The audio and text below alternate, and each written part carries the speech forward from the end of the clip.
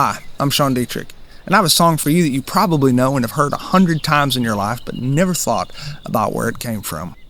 Well, the story begins with a young man named William Hamilton Stepp. William Hamilton Stepp was born April 11th, 1875. He was born the youngest of 3 illegitimate children in Beattyville, Kentucky. His father, William Taylor Seal, a prominent leader in the county, would not recognize William's existence nor any of his other siblings. William's mama, Lucinda, was half Cherokee, living in utter poverty and social isolation due to the bigotry of that time. At times, the poverty was so intense, they even lived in a cave, as legend has it. Well, in 1880, William's mama and his sister were both arrested for prostitution, and he became a foster child. That was William Hamilton Stepp's childhood. Well, at some point in his childhood, legend has it that he found a fiddle, although it was broken, busted up to pieces.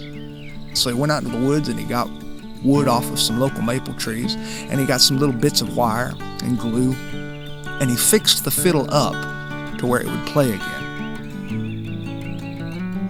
He learned how to play the fiddle underneath the tutelage of a man named Greasy Bill Tincher, and his life changed forever. Pretty soon he found himself playing in all sorts of places you wouldn't want your kid to play. Taverns and water holes and saloons, and playing the kind of music that people could dance to. And that's how he grew up. And he learned songs the way Kentucky fiddlers learned them back then, from ear to ear to ear. Fiddling was an oral tradition, and fiddlers were usually your one-man bands. They were there for the dance. So wherever a dance and a good time was being had, William Hamilton Stepp was there. He played the fiddle all over. But in 1937, a guy named Alan Lomax was traveling through the American countryside, and he came across eastern Kentucky, and everybody told him, if you're going to record folk music and the real music of America, which is what Alan Lomax was doing, you need to go meet William Hamilton Stepp, because this guy, he is a treasure. Well, Alan Lomax went and organized a little meetup with William Hamilton Stepp, and Willie played all of his tunes for Alan Lomax. He played Stump-Tailed Dolly, he played Bonaparte's Retreat. Bonaparte's Retreat was a tune that was very, very popular among the Scotch-Irish, dating back to 1815 when Napoleon Bonaparte retreated from Russia. It was a very celebratory song because that eliminated the threat of Napoleon maybe invading the British Isles and Great Britain. So this song made it over to America, and William Hamilton Stepp played this tune for Alan Lomax, and Alan Lomax was intrigued as he held that microphone. He loved the song. Well, a few years later, in 1941, there was a young composer who was coming in, and he was looking for American folk music to add to his next compositional work, which was to be a ballet entitled Rodeo. And one piece in that ballet needed something that was punchy, something that was totally American, something that was driven by the fiddle tune melody. And as he was searching through the books and searching through the recordings, he came across William Hamilton Stepp recording of Bonaparte's Retreat, played at an up-tempo, played beautifully, and in the recording, William Hamilton Stepp is even talking to Alan Lomax and narrating what he's doing. He just seems like a happy guy. The composer was floored. He loved the music. He transcribed it literally, note for note, and used it in his composition, Hoe-Down.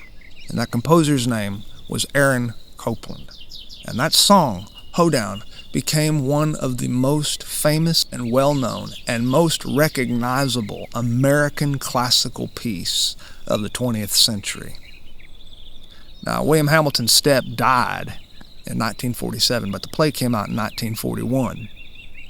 I don't know if William Hamilton Stepp got to hear his work being played by a massive orchestra, but I'd like to think that somewhere up there, wherever he is now, he knows that this young boy, born to such humble circumstances, the son of a prostitute, who grew up in social isolation and utter poverty in eastern Kentucky, at times living in a cave with his brothers and sisters, playing a broken fiddle that he repaired himself.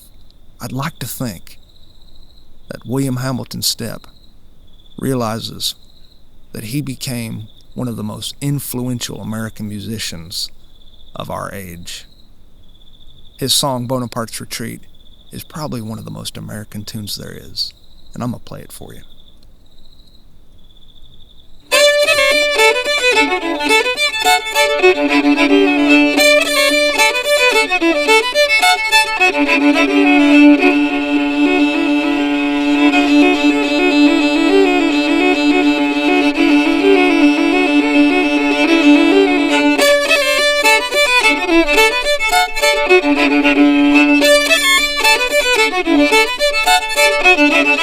Well, I met the only gal I love in any itty bitty town of Dixie.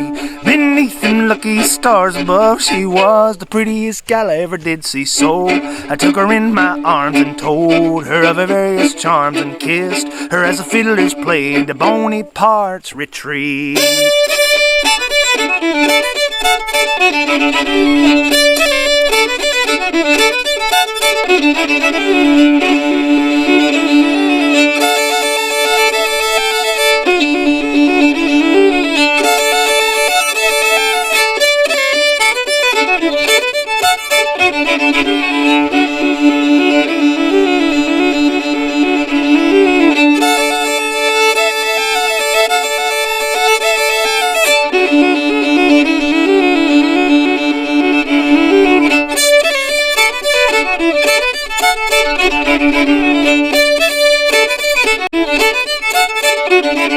Well, I met the only gal I love in any itty bitty town of Dixie. Beneath them lucky stars above, she was the prettiest gal I ever did see. So I took her in my arms and told her of her various charms, and kissed her as the fiddlers played the Bonaparte's Retreat.